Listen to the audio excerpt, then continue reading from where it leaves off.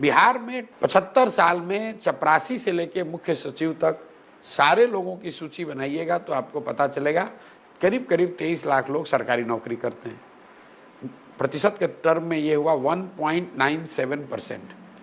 2% से कम लोग ही बिहार में सरकारी नौकरी करते हैं।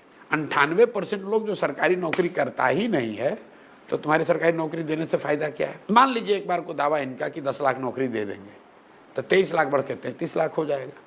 बिहार में 13.5 करोड़ लोग रहते हैं, उनका जीवन कैसे सुधरेगा ये बताओ। और ये जो नौकरी का दावा कर रहे हैं, टोटल फ्रॉड, ये 3-4 लाख नौकरियों का जो दावा कर रहे हैं, इसकी सच्चाई आप समझिए। जो 2 लाख शिक्षकों की नियुक्ति की बात हुई है, उसमें 50,000 से ज़्यादा शिक्षक नए नहीं नियुक्त किए गए, वो नियोजित शिक्षक थे, उनको सरकारी दरमाहा महीना मिलता था।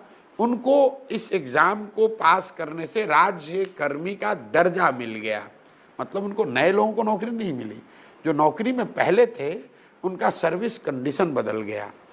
दूसरा जो बच गया 1.5 लाख, वो किसको मिला?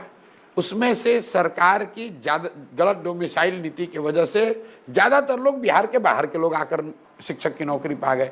गांव-गांव में लड़के हमको कह रही है ये बात।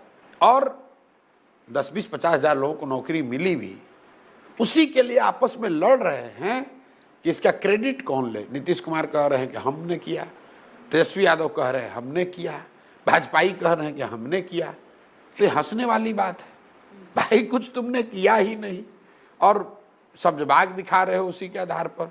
और अगर जो सब्जबाग दिखा रहे हो अगर सही हो भी जाए, उससे बिहार का भला नहीं होगा। बिहार का भला तब होगा जब यहाँ के बच्चों के लिए पढ़ने की व्यवस्था हो।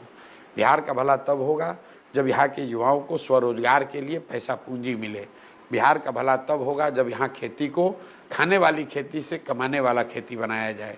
बिहार का भला तब होगा जब यहाँ की महिलाओं को रोजगार करने के लिए सुविधा साधन दिया जाए।